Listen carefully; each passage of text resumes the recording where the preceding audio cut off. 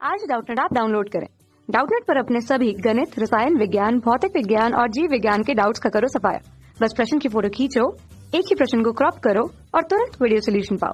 अभी डाउनलोड करें। इस क्वेश्चन में हमें दिया किसी सरल आवर्त गति में निम्नांकित में से कौन सी राशियां सदैव धनात्मक रहती है। हमें बताना है कि निम्नांकित में से कौन सी राशियां सदैव धनात्मक रहती है। हमारे पास ए विकल्प है एफ डॉट ए, बी हमारे पास क्या है वी डॉट आर, सी मतलब हमारे पास क्या है ए डॉट आर और डी मतलब क्या है एफ डॉट आर। अब यहाँ से हम देखेंगे कि एफ डॉट ए मतलब क्या होता है। ये जो डॉट गुणनफल होता है उसका मतलब होता है, अगर इस तरह से कहीं लिखा रहे कि हमारे पास लिखा रहे क्यू डॉट पी, इस तरह से लिखा रहे तो इसका मान क्या हो जाएगा हमारा क्यू पी कॉस थीटा। ठीक, अब अगर थीटा का मान क्या हो गया जीरो हो गया तो क्यू पी बराबर क्या हो जाएगा हमारा धनात्मक आ जाएगा।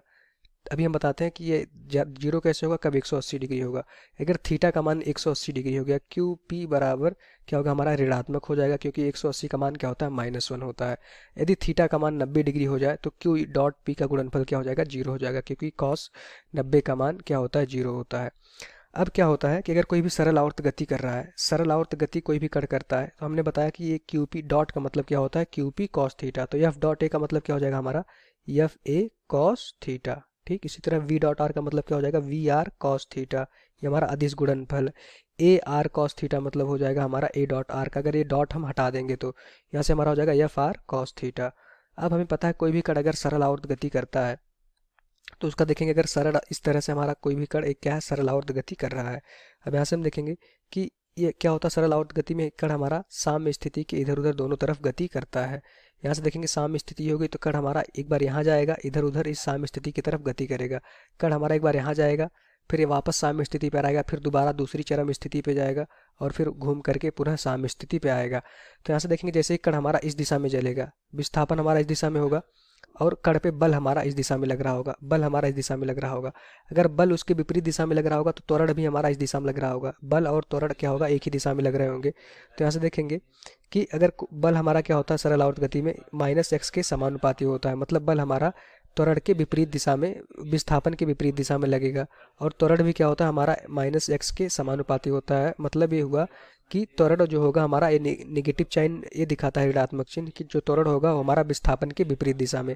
अभी जब हमारा कण इस दिशा विस्थापित होगा विस्थापन, तो यहाँ से देखेंगे कण पे जो बल लग रहा होगा इस दिशा में लगेगा और कण पे त्वरण भी हमारा इस दिशा में लगेगा। तो यहाँ से हम देखेंगे कि पहला क्या है एफ डॉट है, मतलब बल और त्वरण। हमेशा अगर कोई भी कण सरल आवर्त गति करेगा तो बल और त्वरण क्या होगा एक ही दिशा में लगेंगे, तो उनके बीच में कोण क्या हो जाएगा, दोनों एक दूसरे के समांतर है तो क्या हो जाएगा कोण 0 डिग्री हो जाएगा। चूंकि बल इसी दिशा में लग रहा है और त्वरण भी हमारा इसी दिशा में लग रहा है तो उनके बीच में कोण क्या हो जाएगा दोनों में 0 डिग्री, चूंकि एक दोनों के एक ही तरफ है और दोनों के बीच में कोण क्या हो जाएगा हमारा 0 डिग्री। तो यहाँ से देखेंगे cos 0 का मान क्या हो जाएगा एफ, 0 का मान 1 होता है तो बल और इंटू ये क्या हो जाएगा एफ डॉट, ये क्या है हमारा धनात्मक। अगर आप याद रखिए अगर कोई सदिश गुणनफल अदिश गुणनफल होगा, अगर दोनों एक ही दिशा में होंगे उनके बीच का कोण क्या है 0 डिग्री है तो क्या होता है हमारा धनात्मक, हमने यहाँ पे पहले ही लिख चुका है।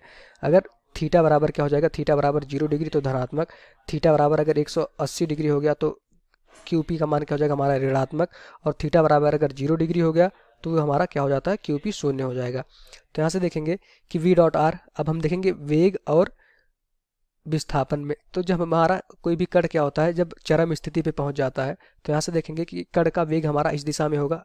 अब यहाँ पे इसका वेग, चूंकि यहाँ पे वेग 0 होगा पर कण देखेंगे तो वेग की दिशा इस दिशा में होगी और कण का विस्थापन अब यहाँ पे क्या हो जाएगा इस दिशा में होने लगेगा। कण अब यहाँ से पीछे आने लगेगा, कण पे वेग इस दिशा में लग रहा होगा। तो यहाँ से देखेंगे वेग और विस्थापन के बीच में कोण क्या होता है 180 डिग्री। ये कब होता है जब हमारा चरम बिंदु पे होता है। बाकी इन कहीं बीच में देखेंगे तो कण और विस्थापन के बीच में कोण क्या हो जाएगा हमारा, यहाँ से देखेंगे वेग हमारा अंदर की तरफ होगा और विस्थापन भी इधर अंदर की तरफ हो रहा होगा। मतलब कि कोई कण अगर सरल आवर्त गति कर रहा है उसकी चरम स्थितियों को छोड़ दिया जाए तो वेग और विस्थापन के बीच का कोण क्या होता है 0 डिग्री होता है। यहाँ मान लेते हैं ये हमारी चरम स्थिति थी, तो यहाँ पे देखेंगे हमारा कण क्या होगा इस दिशा में जा रहा होगा, तो यहाँ देखेंगे वेग हमारा वेग की दिशा इस दिशा में होगी, पर कण एक्चुअल में क्या होगा गति इसकी इस दिशा में होना स्टार्ट हो जाएगी यहाँ पे। तो विस्थापन और वेग उसकी चरम स्थितियों पे विपरीत दिशा में रहते हैं। क्वेश्चन में पूछा गया सदैव धनात्मक होती है, मतलब कि पूरे सरल आवर्त गति में कौन सी मान सदैव धनात्मक होता है। पर अगर कण हमारा बीच में होगा तो यहाँ से देखेंगे ये हमारा वेग इस दिशा में होगा और कण का विस्थापन भी इसी दिशा में हो रहा होगा। तो अगर कण हमारा कहीं चरम स्थिति और माध्य स्थिति के बीच में होगा तो वेग और विस्थापन के बीच का कोण क्या होगा 0 डिग्री, तब तो धनात्मक आएंगे। पर जब हमारा कण क्या होगा चरम स्थिति पे होगा तब वेग और विस्थापन के बीच का कोण क्या होता है 180 डिग्री, इस वजह से माइनस वी आर आ जाएगा। कब? जब हमारा ये चरम स्थिति पे होगा। तो हमें बताना था हमेशा धनात्मक हो, सदैव धनात्मक। तो सदैव धनात्मक वी डॉट आर सदैव धनात्मक नहीं होगा। ठीक, बी ऑप्शन देखेंगे, C option A dot R. अब हम यहाँ से देख पा रहे हैं कि त्वरण और आर क्या है हमारा विस्थापन, त्वरण और विस्थापन सदैव विपरीत दिशा में होते हैं। तो थीटा बराबर क्या हो जाएगा हमारा 180 डिग्री, क्योंकि यहाँ से देखेंगे त्वरण हमारा क्या होता है, अगर इस दिशा में लग रहा है त्वरण तो विस्थापन हमारा एक्स इस दिशा में हो रहा है, तो उनके बीच का कोण क्या हो जाएगा 180 डिग्री। कॉस 180 का मान होता है -1, तो यहाँ जाएगा हमारा माइनस ए आर। तो ये क्या हो गया हमारा, ए भी ऋणात्मक हो गया। ठीक, एफ डॉट आर, बल और विस्थापन सदैव एक दूसरे की विपरीत दिशा में होते हैं सरल आवर्त गति में। अगर बल इस दिशा में होगा तो विस्थापन इसके विपरीत दिशा में होगा, तभी वस्तु हमारी क्या होगी, साम्य स्थिति में आएगी। तो यहाँ से देखेंगे कि इनके बीच का कोण थीटा बराबर क्या हो गया, बल और विस्थापन एक दूसरे के समांतर है पर उनकी दिशा क्या है, विपरीत दिशा में है। तो उनके बीच का कोण थीटा बराबर 180 डिग्री हो जाएगा। तो यहाँ से देखेंगे एफ डॉट आर का मान क्या हो जाएगा माइनस एफ आर, क्योंकि कॉस 180 का मान क्या हो जाएगा -1, तो माइनस बाहर आ जाएगा माइनस एफ आर। तो ये भी हमारा क्या हो गया, ऋणात्मक हो गया। तो क्वेश्चन में पूछा गया था सदैव कौन सी वस्तु धनात्मक होगी, कौन सी हमारी जो मान है, कौन सा मान राशि जो है सदैव धनात्मक होगा, वो क्या होगा हमारा ए ऑप्शन हो जाएगा हमारा एफ डॉट ए। चूंकि एफ और ए एक ही दिशा में लगेंगी तो उनके बीच में क्या होगा, कोण 0 होगा और वो हमेशा धनात्मक होंगे। यही हमारा आंसर हो जाएगा। धन्यवाद। कक्षा 6 से 12वीं से लेकर नीट, IIT, JEE वो एडवांस के लेवल तक 1 करोड़ से ज्यादा छात्रों का भरोसा। आज ही डाउनलोड करें डाउटनेट ऐप या व्हाट्सएप करें अपने सारे डाउट्स 8400 400 400 पर।